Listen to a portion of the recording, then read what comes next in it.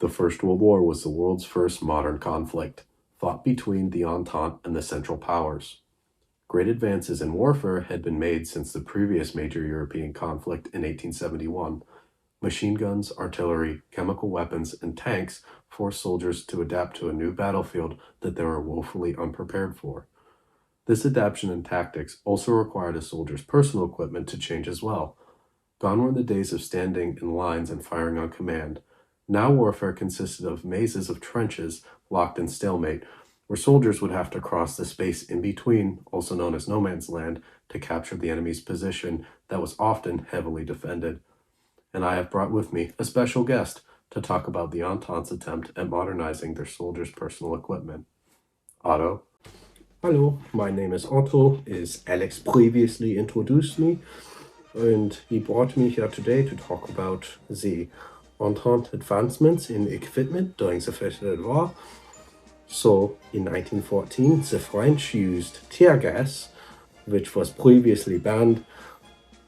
This sort of opened the door for everyone else to start using gas and blame the French for using it first. So in April 1915, the Germans launched a chlorine gas attack in Ypres, which is in Belgium, against the British and the French.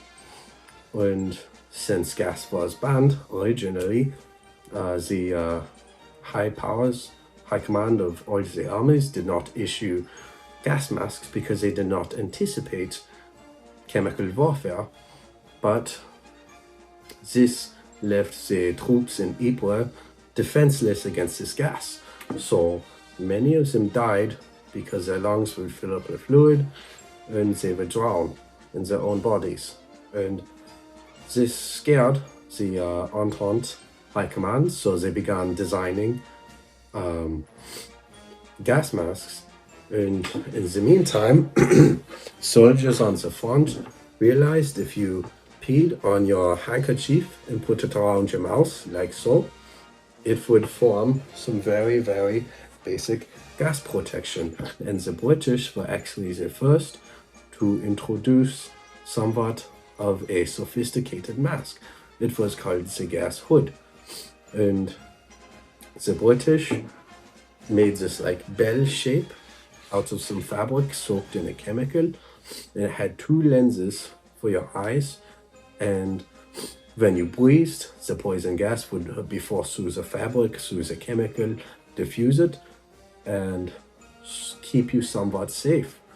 And in the meantime, the French copied the German gas mask. It's very similar to the one I'm holding here. You put the respirator around your mouth. That was also soaked in a chemical. And you put your goggles on like so to protect your eyes. And the French used this until they came out with their own. And then the British in 1916 produced a small box respirator. It was carried in a bag and worn across your chest like here. And when it was needed, the two snap buttons on the front were open. You took off your helmet, you put this mask on, and a small mouthpiece, you would bite on it, and it was connected to a tube that was connected to a filter in the bag. And when you breathe, air would be forced through the filter into your mouthpiece and into your lungs, which would hopefully save you. Now, this gas mask was so well liked and so effective that America, New Zealand, Australia, Portugal, and a few other countries adopted it, and it inspired future gas masks. Now, when trench warfare evolved in September 1914, it was because soldiers had no cover, so they just dug in the ground to hide from machine guns and artillery. That trench warfare was great for protecting your soldiers, except from above, because in a trench you just have walls and a floor. There's nothing above you. In the 1914, no one was issued helmets except for the Germans with our Pickelhauben, but these were not good at stopping shrapnel, bullets, or debris because they are made of leather. So when these shells would explode over your trench at a high angle, it would send pieces of metal flying and caused a lot of head injuries. So General Adrian, a French general, decided it was time to issue a form of better head protection. And he came up with a design very, very basic, but it was a skull cap made of steel that you wore under your soft cap. And it was better than nothing. It was rather uncomfortable, but it did stop shrapnel and actually caused a spike in head injuries because the men that would have died otherwise were saved by their helmets, and it was very surprising to them. They almost removed it until somebody realized that these men, instead of dead, were injured. So, after some trial and error, the French produced their very own Adrian helmet right here. It consisted of your main body, which is where your head fit into, your deflector crest, designed to deflect the incoming shrapnel and debris, and your rear visor and your fore visor. And your final piece right here, your badge, depicted your branch of service. Like engineers had a knight. I think that their medics have a serpent, and God, they have so many of them, I cannot remember them all. But this helmet was very, very well liked by the troops for how it looked. It was very French in design, and it was exported to countries like Belgium. They had a lion crest instead of a crown. The Russians had the Russian eagle on the front. And a few others, they also received them. And the British realized that they were lacking in the head protection department, so they introduced their own Brody helmet, which took inspiration from their medieval cattle hat, which their archers wore to deflect arrows falling from a steep angle, which it does the same thing in this war. It was much more simple in construction, just a single sheet of steel pressed into this shape, compared to the French, who had four-piece construction riveted and welded together, made it weaker and more likely to break. This was a more sturdy design, but did not protect your neck as well as the French one did.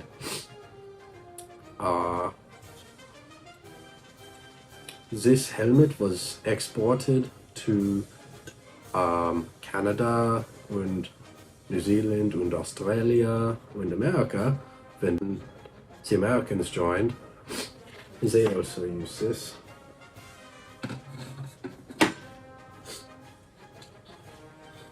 Excuse me. I have recently been gassed, and even though gas masks were somewhat effective, not always, I suppose some has gotten into my lungs. In 1914, the French went to war wearing red trousers and red cappies, which contrasted very poorly with the green grass in the fields of France, which was very, very bad for them when they were trying to hide from our machine guns. So the French realized a need for camouflage, or their version of it. In 1915, they began issuing new blue trousers and cappies so that they blended into the sky when they got out of the trenches, which was debatably effective depending on the weather, the position of the sun. So it was a step in the right direction. The British did not have to worry about camouflage as much, as they transitioned from the bright red coats into the khaki browns around 1900. And this brown color camouflaged very well with the mud and the dirt of the trenches, so that was of no concern. But one British contribution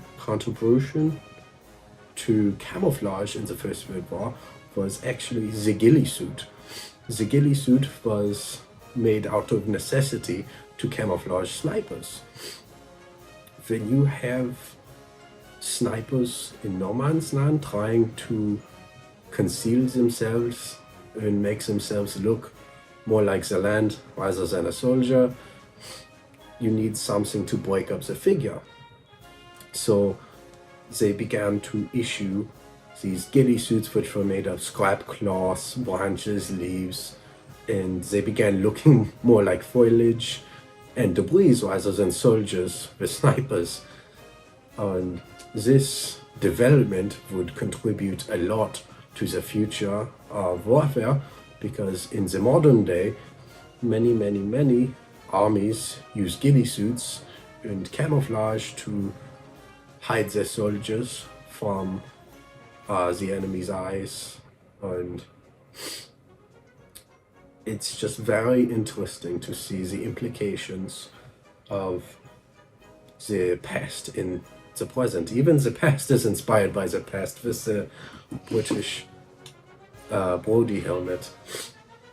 And actually, this French Adrian helmet is more protective to your blast force of an explosion than your modern combat helmet. It's designed by the American government. It's ironic how nobody pays attention to history, but you can learn a lot from it. So thank you for joining me today. I hope you learned a little bit, and thank you, Alex, for having me. Thank you, Otto, for coming in today and talking to us. I hope you guys enjoyed the video. I sure enjoyed making it. And as Otto said, I hope you guys learned something. Aside from the things I covered in the video today, there's a lot to be learned from World War I. Leaps and bounds in the medical field were made to save soldiers, but were applied in the civilian world to great effect and saved many other people's lives. Aircraft went from these basically cockpit and an engine to these big aircraft that could carry thousands of pounds of anything. And, that contributed to our modern commercial airlines and a lot of other stuff. A lot of people died to teach us these lessons. Soldiers, men at home, women, and children all fell as a result of World War I. And we wouldn't have learned these lessons without their sacrifices. So I'd like you to join me in a moment of silence to remember those who fell during the Great War.